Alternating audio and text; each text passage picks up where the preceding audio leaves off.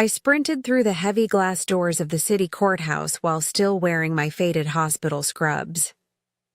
My hair was tumbling out of its messy knot, and my fingers were wrapped in blue medical tape from an accident in the operating room. The plastic protectors on my shoes made a loud scraping noise against the polished floor as I desperately searched for the correct courtroom.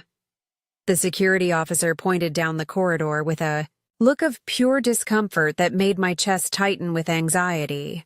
I pushed open the heavy wooden doors at the end of the hallway, only to find a celebration already winding down.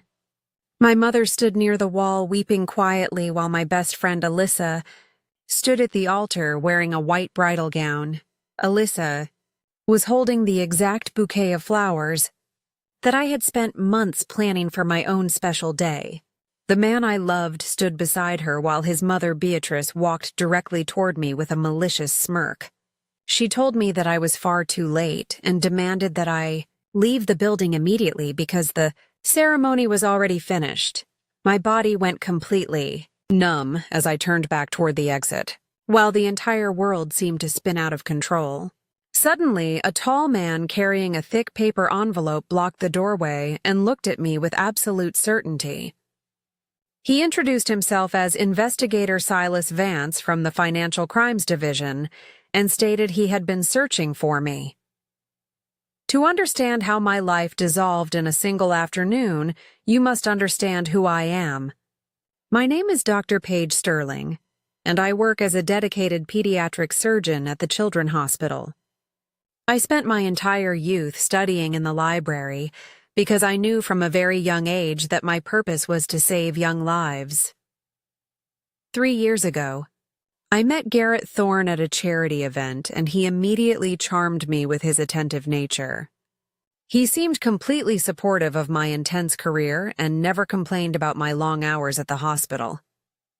We eventually moved into a modern apartment together and divided all of our living expenses equally down the middle. However, his mother, Beatrice, made it clear that a busy doctor would never be a suitable wife for her son. She constantly compared me to my best friend Alyssa, who was a beautiful marketing manager with a flexible schedule. I never suspected anything wrong when the three of us spent weekends together because I trusted them completely. Garrett proposed to me in our kitchen on a quiet winter evening, and I accepted his ring with tears of joy. We planned a small courthouse wedding for the following autumn, and Alyssa agreed to be my maid of honor. She helped me choose my dress and manage the details while I focused on my demanding surgical cases. The night before our wedding, a little girl named Jessa arrived at the clinic with a severe internal infection. I knew she required immediate surgery to survive, so I scheduled the operation for the next morning. Garrett told me to ensure I was finished before noon since our ceremony was scheduled for 2:00. Unfortunately, the procedure became highly complicated and I did not finish operating until nearly 1:00 in the afternoon. I tried calling Garrett multiple times, but my calls went directly to his voicemail system. I drove frantically across the city without even changing my clothes because I believed everyone was waiting for me. When I arrived, my weeping mother explained that Beatrice had convinced Garrett to move the ceremony forward by 30 minutes. They claimed the judge had another appointment, but it was clearly a calculated plan to exclude me entirely. I stood in the hallway suffocating. From the betrayal until Investigator Vance stepped forward to reveal the truth, the investigator asked me how much I truly knew about the financial dealings of my supposed fiancé. He revealed that Garrett was facing massive legal judgments from past business failures that I knew nothing about. My heart stopped when he showed me official documents for a secret company named Thorne and Brook Enterprises, Investigator. Vance explained that $87,000 had been moved through a joint account containing my name. I suddenly remembered a stack of papers that Garrett had pressured me to sign during a moment of extreme exhaustion. He had used my stellar credit and hard-earned savings to fund his venture with Alyssa.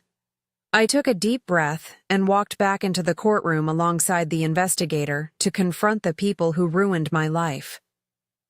The entire room fell silent as Garrett looked at the badge of the officer and lost all color in his face. Alyssa dropped her flowers in shock when investigator Vance handed them official legal subpoenas. The investigator announced that both Garrett and Alyssa were under official investigation for major financial fraud. Beatrice looked horrified while my Aunt Clara stated loudly that justice was finally being served in that room. I looked directly at Garrett and told him that I hoped his new bride was worth the ruin. I immediately hired a powerful attorney named Monica Finch to protect my remaining assets and clear my name. The legal battle lasted for 7 grueling months, but I successfully recovered most of my stolen money. The fraudulent business collapsed completely, and the investors filed multiple lawsuits against the desperate couple. Garrett and Alyssa were married in deceit, but they filed for divorce only 6 months after their disastrous wedding. Beatrice actually called me to claim she had no knowledge of the stolen money, but I chose silence over anger.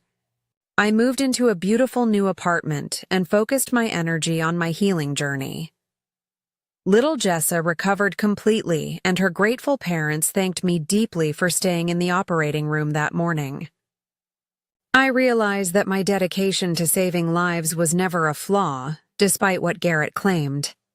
I survived the ultimate betrayal and discovered that my true value lies in my strength and my work.